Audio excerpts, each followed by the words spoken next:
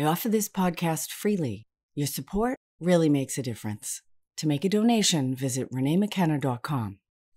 Welcome to Spiritual Psychology. My name is Renee LaValle McKenna, and I bring my 30-plus years as a recovering addict and ex-crazy person turned therapist and shamanic healer to bring you snackable teachings on spirituality, psychology, and all things personal growth. And today I want to talk about freedom. And freedom is something that's been very important to me in my life. And my perspective on it and what freedom actually is has changed greatly over the years. So when I was younger, I wanted freedom from authority. I never liked people telling me what to do. I still don't, actually. When I was around 12 or 13, my father took up competitive handgun shooting. He was in law enforcement, a special agent for the Treasury Department, and carrying a gun was part of his job. So I grew up with guns around the house. I shot a gun the first time when I was 4 years old. We were in my garage. It was a little handheld .22, which is a very small bullet. And my father stacked a whole bunch of wood against the wall. I mean, a lot of wood, like about 5 feet thick.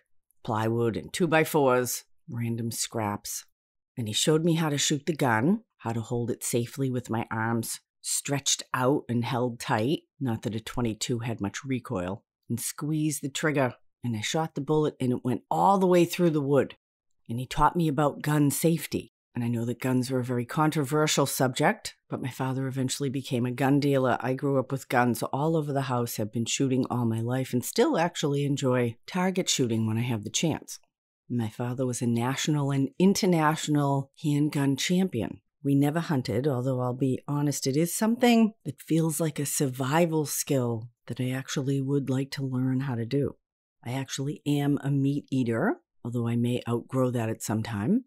And although I try not to participate in corporate farming, the idea of killing and eating plants and animals seems like a natural part of the life-death-life cycle here on planet Earth. So when my parents started competitive handgun shooting, they started to travel on weekends, which was so great as a teenager because a couple times a month I could do whatever I wanted on weekends. I was pretty heavy into drugs and alcohol already at that point, by 13 or 14. And in fact, early when my parents started going away, I told one of my friends that my parents were gone. He somehow mentioned it to his brother, or maybe I talked about it in front of his older brother. And his brother robbed my house while my parents were gone. Stole a bunch of camera equipment and some expensive telescopes that my father used for spotting as part of his handgun shooting. A lot of competitive shooters will have a spotter that tells them how accurate they're being so they can adjust the sights on their gun or their aim and be more accurate. So that was an early lesson in that many people are not trustworthy, even if they pretend they're your friends. But I loved that freedom to do whatever I wanted, stay out all night. I was a wild child. We'd hitchhike, find guys to party with, find people to buy booze for us. In fact, sometimes we'd just hitchhike up and down the same street until we could find a buyer. So freedom in that early part of my life meant no responsibility, being able to party as much as I wanted, not come home. As I got older and moved into bar rooms, it meant being able to have sex with whoever I wanted. Or whoever wanted to have sex with me, which was what it turned into a lot of times because I was too fucked up to be making good choices for myself. And I saw freedom as being a free spirit, no responsibilities. I thought true freedom would be having no job, no school, no parents, no authority to tell me what to do, no rules to follow, and enough money to just do whatever I wanted whenever I wanted. And although my father was a very responsible, hardworking man, worked the same job for 30-plus years and retired from the U.S. government, and probably the last 15 of those years he hated his job, and he always fantasized about financial freedom, being able to have money without having to work for it, and to have enough to do whatever he wanted without any responsibility. And it's a funny thing about law enforcement. Many of them have a funny relationship with crime. It's almost like two sides of the same coin. My father always fantasized about being a bank robber. And even though he was a very rule-following person in his own life, for the most part, he loved movies where the criminal was the protagonist and was able to get away with the goods. And it's interesting to consider if I lived out some of my father's unlived shadow as I became a petty criminal. And I don't remember my father being terribly upset when I got arrested or when I got caught for shoplifting. I just remember him helping me get out of it, which I did. I had a lot of get out of jail free cards. I think I used all those babies up by the time I got clean and sober when I was in my early 20s. Because I discovered an interesting thing about freedom is that what happens to most people when there's no boundaries, no structure, no goals, no rules, we tend to devolve, become selfish, purposeless, and spend our time doing ultimately unfulfilling things, trying to fill some void that we don't quite understand. And so I've deeply explored the base freedom of being able to do whatever I want, whenever I want, with whoever I want. And rather than making me happy, it actually turned me into a loser. And I've actually come to experience that structure, work, challenge, make us stronger, actually make us feel good, that we're in a universal system that's evolving and that we need to grow and evolve ourselves, and that making progress is what actually makes us happy in any area of our life. And there's an illusion that having no responsibilities, having complete freedom to do whatever we want is happiness. For most people, it leads to weakness, degradation, and depression. I have a friend who took 6 months off of work. She was feeling really burnt out. She wanted some time to herself, and she had all these ideas of how enjoyable that time would be to not have to go to work every day. And it actually was a really good reset for her to do it. I always think it's a great idea to stir up the pot in our life, particularly if we feel stuck in some kind of patterns that don't feel good to us, whether at work or relationships, how we care for our body, addictions. Getting caught in unconscious patterns is never helpful. But she found that not having structure, not having a reason to get up in the morning, although at first it was nice, she got a lot more rest because she was definitely overworking. But then days and weeks and months started to go by, and she found herself just spending too much time on her phone. She didn't exercise as much as she had hoped, or get all that organizing that she had wanted to do around the house done. And so her fantasies about freedom and free time did not match up with her experience. However, as is often the case when we get out of our daily patterned unconscious routines, there was a much larger shift that happened, probably much more beneficial than getting her garage in order. When she returned to this job that she'd been at for quite a long time, and also felt really underappreciated, and actually kind of bored with the level of work that she'd been doing, she found it even more unpalatable than it was before she took the time off. And so she had a couple of really powerful, honest conversations with human resources and with her bosses. And ultimately, they moved her into a project management position that just happened to open up about a month after she returned. And she had the opportunity to take on more responsibility and expand her skill set, and feel stimulated and challenged and appreciated in a way that she had not before.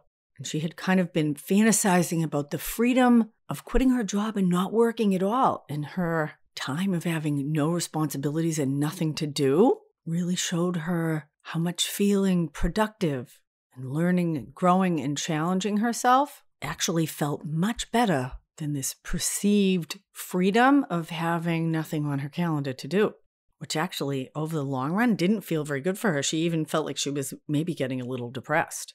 And depression, from my perspective, is the pressing down of the authentic self. And when she returned into the structure of work, there was actually an emergence and a support and nourishment of parts of herself that felt exciting and stimulating, and even anxiety-producing because they were pushing her outside of her comfort zone, but it was in really positive ways. I've been reading Jordan Peterson's book, 12 Rules for Life. Peterson is quite a controversial character. I happen to love him and think he's doing amazing work. He's ridiculously brilliant. And rule number 2 is treat yourself like someone you are responsible for helping. And he talks about order and chaos. And I find great value in looking at the duality or the binary pairs that exist throughout our reality here. And I would say order and chaos is very similar to freedom and responsibility. And both are necessary for healthy functioning. And there's a lot of really healthy discussion and exploration with relationship structures these days. Lots of people in open relationships, being ethically non-monogamous or polyamorous. I'll probably do a podcast about that because it's a big topic. And there's a big difference between being in a consensually open relationship where there's agreements, consciousness, conversation, and structures around that, which is quite different from cheating or sneaking around having affairs. And I've been working with a couple that decided to open their relationship about 6 months ago. It's a male-female couple, and the guy really felt like he wanted to explore his sexuality, particularly his bisexuality with men. And the whole thing made his partner super anxious, but she loves him and wants to make room for him to explore himself.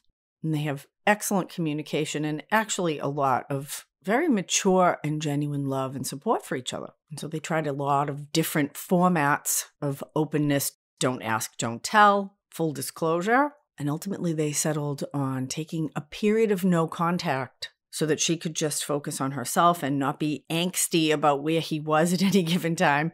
And he could go out and do what he wanted, and then they could come back together and talk about it after. And he got it on a couple of different dating apps, started text strings with a couple different people. And about halfway through their agreed upon month apart, he said, it's a funny thing. I always love the idea of being open, and I have FOMO of missing out on the other beautiful bodies in the world. But when I really have this opportunity to be sexually free, I realize I actually don't want to be with anyone else. I like to have the option. If I don't have the option, I feel constricted with the idea of only having sex with one person forever, whatever forever is.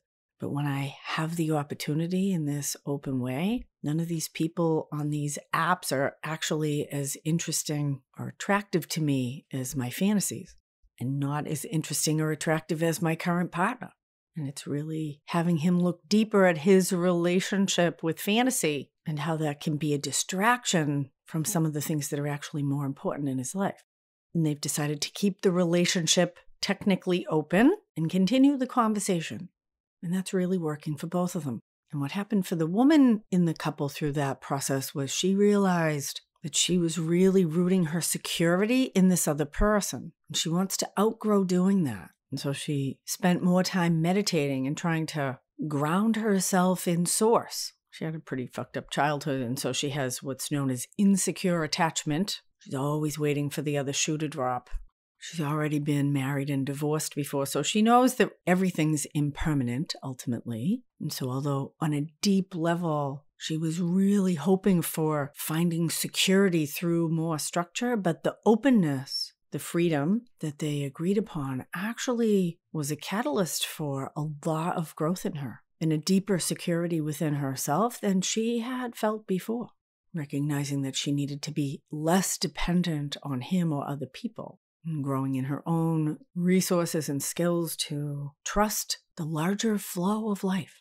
And so lots of us are looking for external freedom from the stressors and responsibilities of our life. But I think on a deeper level, what we really yearn for is inner freedom. Freedom from fear and freedom to feel fulfilled. And I know for me, I aspired to be free from fear, to be fearless. I don't think I'll get there. Because like my client, I too suffer from insecure attachment, which lends itself to this generalized existential angst that I often have. And I grew up in New England, and in New Hampshire, the state motto is live free or die. And I mentioned my father as a competitive handgun shooter and gun dealer. There was a lot of talk about the Second Amendment and the right to keep and bear arms, the freedom to be able to carry a gun, which is actually rooted in fear. Fear of being harmed, robbed, or attacked. And not that those things don't happen in life, but for me, as I have and continue to resolve underlying emotional issues and outgrow fear, I find I have less and less things to be afraid of, which gives me more and more freedom, inner freedom.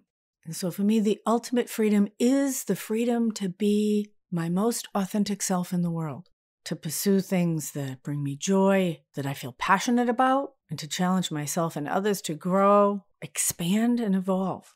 Be creative, stimulated, challenged, participating in the life force as it flows through us and we flow with it. But freedom without structure is chaos, and structure without freedom is constriction. And so if you feel stuck or depressed or anxious, I encourage you to look at the balance of freedom and structure, of chaos and order in your life. Optimally, they work together like a healthy coupleship supporting each other for the greater good. But often if there's freedom without structure, nothing productive or constructive is actually happening, and there can even be a devolution. And if there's too much order or structure without creativity, authenticity, and life energy, then there's a choking or a hopelessness or a suffocation that happens. And so perhaps you can look at where you're being called to grow, to make more space for openness, possibility, creativity, or where do you need more structure, clearer intentions or goals, or helpful routines or habits in your life. Thank you so much for listening. If you'd like some help with your own self-discovery process, shoot me an email, info@reneemckenna.com. We can talk about how a block of spiritual psychology work might be helpful for you. I have a gathering cohort of really amazing people coming together for the next session of my year-long mentorship program, which starts in September.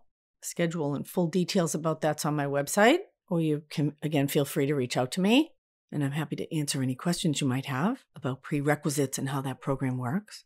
I have a range of workshops coming up on Insight Timer this Thursday, May 18th, 5 p.m. Eastern, Connecting with Source, a really grounding and empowering guided visualization. And it looks like I might be starting an online book club with the classic Woman Who Run with the Wolves by Clarissa Pinkola Estes. So be sure to reach out if that has interest to you. Amazing work with the wild woman archetype that exists within all of us. Blessings on your path. Until we meet again, this is Renee LaValle McKenna for Spiritual Psychology.